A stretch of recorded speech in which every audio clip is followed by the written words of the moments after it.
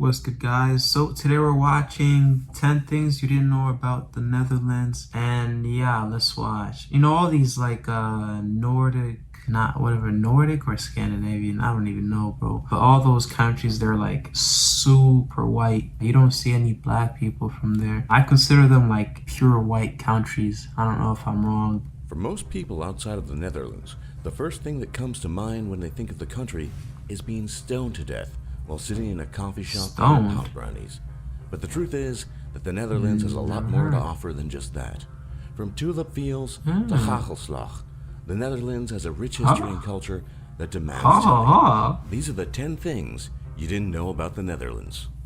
The Netherlands is truly the land of giants, with average heights of women being 171 centimeters or 5'6" tall, and men standing an average of 184 centimeters or 6 feet tall. The Dutch are the tallest. Whoa, I'm average, bro. I'm average in Netherlands. Okay, I'm 6'1.5", I think. Or yeah, 6'1.5", something like that. But damn, okay. Got the tall people. Okay, but no. Sudan has the tallest people. Those guys are like, girls average are like 6 feet and boys are like 6'5" or 6'6", because those guys got 7-foot dudes. Yeah, but this is good though for Norway, I guess. World. And scientists have been studying just why that is. One thing that is interesting is that the Dutch experienced a total gain of 20 centimeters or 8 inches in the last 150 years, compared to 6 centimeters for Americans, or 2.3 inches. And the stunning fact is that prior to this growth spurt, Americans were actually taller. There have been many theories as to why this is the case, but most scientists posit natural selection as the reason, which explains simply means naturally tall people seeking out other naturally tall people and having many offspring with them leads to offspring that are tall. Over time, the majority of Dutch people then became taller than most people, because that is the overwhelming genetic trend. Interestingly enough, this is leading to Dutch people asking for more legroom on planes and greater door heights to complement their gigantic stature. What? Everyone talks about how harsh the German language sounds, but it really doesn't hold a candle to Dutch in that department. Most people have never been exposed to the Dutch language, so they don't really know what it sounds like. I don't know what it sounds like. If you're not Dutch and you have a sore throat, you might want to stay away from those Dutch lessons, at least until you've recovered. Let's see. And even if you don't know the languages, you can hear the difference. Compare these examples in German and Dutch in a sentence meaning, good afternoon, how are you doing? First the German. Okay, let's hear. Wie geht es Ihnen? With the Dutch, goedendag, hoe gaat het met u? You see, What the? Bro, that's the same language, but one of them just have raspy voices. What? Good. I can't even read that. Gutan, we get S-I-E in. I don't even know what I'm reading, bro. I like the first one though. The first one sounds a bit doable. The second one is just Nah, can't do. No good. And Dutch has lots of It can get a little tricky if you need to pronounce a G together with a CH sound, such as the Dutch word geschiedenis, meaning history. Compare that with the German Geschichte, and you'll see why the myth of the harsh German language is largely Bro, you guys are just copying their language. If you decide to learn the Dutch language, make sure you're not sick, and that you're ready to give your throat and mouth a real beating. The Dutch language has real flavor, which is why when the Dutch swear, they do it with style. Maybe one of the most unusual qualities of the Dutch language is that when the Dutch swear, some of the strongest curses are those related to sickness and disease. Kanker, cholera, typhus, Mongol, or cancer, cholera, typhus, mongoloid, with the last one referring to someone with Down syndrome. The Dutch really love their diseases, sometimes used in incredibly flexible as in like retard? Such as krijg de kanker, meaning get cancer, or even when it's not an insult, such as in kankerlekker, literally cancer tasty, but meaning good tasting or sometimes even very attractive. Liar is a slang form of the word lijder, which means sufferer, and can be used as an insult by itself or in conjunction with fabulous diseases such as kankerleier. which means Honestly, bro, this is so funny. Like if you were cursing me out in whatever special language this is, Dutch, yeah, Dutch, I'll probably laugh at you because it sounds funny. Kanker, liger, liger. Ah, no, no, damn, I sound like those white people that just butcher every language. I'm sorry, guys, but I'm not anywhere you close to guessed knowing it, what this stuff cancer is. sufferer. No one really knows why the Dutch are so fond of diseases in their language, but you have to give it to them. It really makes them stand Well, they out. have so many The Dutch tend to be ducks on the fixated floor. on the status quo, or normalcy. There's a simple but common expression in the Netherlands that goes like this: "Doe normaal," literally meaning "do normal," but translates better as "just act normally." Bragging, showing off too Do much, normal? being overly emotional or expressive in public, or acting in a weird or foreign manner, all of these things are frowned upon, because at the end of the day, the Dutch people are pretty conformist, but probably not so much as to give the Germans a run for their money. Still, no one wants to be seen as weird. Doe normaal is sort of a way of life for the Dutch people, and it's one you best live by. I mean, everywhere. You don't want to be seen as weird. For most people, it's hard to think of a national dish that comes to mind when they think Hell of ha And the slang. truth is, What you the? probably won't find one that is truly unique in terms of conventional food. But there is one food item you won't find anywhere else, and that is hagelslag, or literally blow of hail in English. The food is both simple and elegant, with Bro, what? How is this elegant?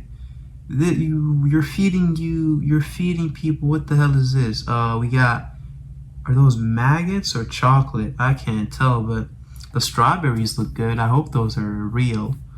And a piece of bread. No, nah, no thanks.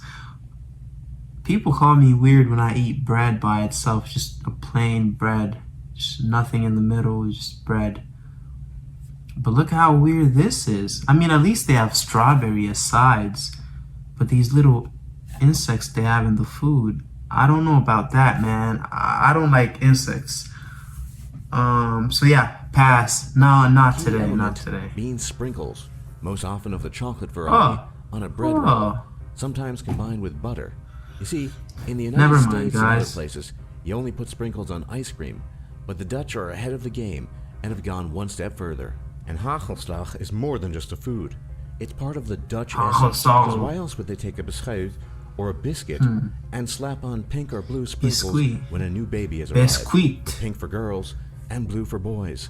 This tradition is a testament to the importance of hagelslag in the Dutch culture and heritage, and shows that when it comes to the Netherlands, Hagelslag. there's just no separating the nations. Hagelslag. The Germans and the Dutch have always had an odd relationship, Germans. and up until very recently, I'm sure they're it's like been the a same rather bad people. They one. just copy These each other. relations were particularly under strain after World War II, since the German invasion Oh. against the Dutch was met with some of the fiercest resistance and greatest resentment of any country, and for years there was visceral hatred felt towards the Germans. A Guardian article relates the following. Didn't they Commentators in the lose? British media may indulge in a fair share of German bashing, but that's nothing to what I grew up with. Growing up in the Netherlands in the 70s and 80s, anti-German feelings seemed as natural as cheese, skating, and gay rights. Germans really were the other, humorless closet fascists who had destroyed the magnificent port of Rotterdam, then occupied and pillaged our country for 5 years, murdering 80% of our Jews. Damn. Oh, wait, Netherlands is full of Jews? Honestly, man, at this point, if you're German, you should die. This is what these guys are telling you. I always find it weird when people like, when new generations are blamed for their ancestors' crimes. Like, we get it, Hitler was bad and all that stuff. But like, people who live in Germany nowadays, I'm sure there's people who hate Jews still, but like, not every single German is gonna get that blame on them. Like, yo, bro, you killed the Jews, bro. Like, you should die. Like, you're a bad person. You feel me? But times have changed, and increasingly, the Dutch have warmer feelings towards the Germans than ever before. As the saying goes, time heals all wounds, even those apparently of the greatest conflict to have ever occurred. Even people outside of the Netherlands have heard of the iconoclastic politician Geert Wilders, Never the heard of founder him. and leader Never. of the Partij voor de Vrijheid, the Party for Freedom, the or hell? PVV, as it's usually referred to. Wilders is a controversial political figure in the Netherlands, best known for his opposition to the religion of Islam, having gone so far as to have suggested the banning of the Quran in the Netherlands. Because of his views on Islam, Wilders is under 24-hour protection by armed bodyguards, since his views put his life in danger. Some of his proposals have included, but are not limited to, placing a 5-year moratorium on the immigration of any non-Western foreigner, and replacing Article 1 of the Dutch Constitution guaranteeing equality under the law to one stressing the cultural dominance of Christian and humanist culture. Dutch people tend to have... I'm Christian and all that, yeah, I mean, I'm Christian, but the banning of, like, that's like reverse doing what people do to Christians. I hear a lot of countries ban Christianity, like in North Korea, you can't be Christian. If they find you with a Bible, they kill you. Not kill you really, but imprison you and stuff like that. Yeah, but everybody should be free to do whatever they want with their religion type stuff. This guy's wild though. But that protection though, how long is that gonna last? You gotta have some money if you're gonna be as bold as disrespecting like religions like Islam. Because you know, like all those, I'm pretty sure if someone put a high enough bond on his head, they could probably get it. I'm guessing, but he's not that big though, because I don't know about him. If they put, I'm gonna cap it at 20 million, which is a lot, because they put that on Trump last time, but it didn't happen. But I don't know. Because apart from his views on Islam in Europe, not much else stands out about him, except for his platinum blonde dyed slick back hair maybe. The Dutch people have always had the reputation of being savvy slave merchants and businessmen, and when it came to the Atlantic slave trade, this was no exception.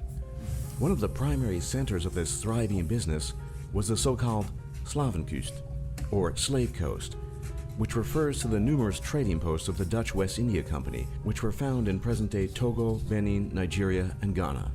The main purpose of these posts was to supply African slaves to the plantation colonies in the Americas. Fortunately, slavery was officially abolished in 1863 in the Netherlands, and with it went the country's participation in the Atlantic slave trade. Parts of the Netherlands aren't the Netherlands. Jeez, man, there's black people everywhere. I guess at the start I spoke too early. I mean, slavery, man, I find it so funny. I laugh all the time when I hear about slavery. I only laugh because in this day and age I can't be a slave. That's why I find it so funny that people were actually like chained and held like, yo, bro, you're not free, bro, you're not free. I find that so funny. Like, you're actually locked. You're a possession. Just like I own my phone, my headphones. I could break them if I wanted. That's how slaves were. That's messed up though. Being able to do that, I kind of feel like I would want to do that.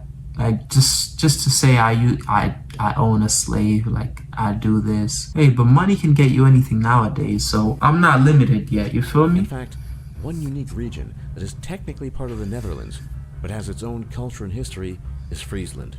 Friesland is located about as north as you can get in the Netherlands, and is probably best known for the fact that it's home to its own unique and special language, closely related to Dutch, but also different enough to warrant separate classification. The unique status of Frisian makes the people in the province who speak it outliers in Dutch society, and Frisian is also the most closely related language to English in the entire world, followed by Dutch as a close second.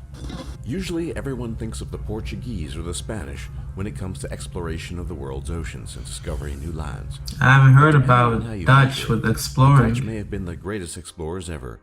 Master shipbuilders and cartographers, the Dutch managed to be the first Europeans to discover such far-flung places as Svalbard, Australia, New Zealand, Tonga, Sakhalin, and Easter Island. In fact, the Dutch were successful in almost mapping out 3/4 of the entire Australian coastline, though traditionally the first European... Bro, that's why their whole place is like white. English. Say what you want, but the legacy of this pioneering spirit lives on in the Dutch people today, and makes this small nation the amazing country it is. Not gonna lie, bro, I didn't know that much. I didn't even consider Dutch an existing country until I landed on this video.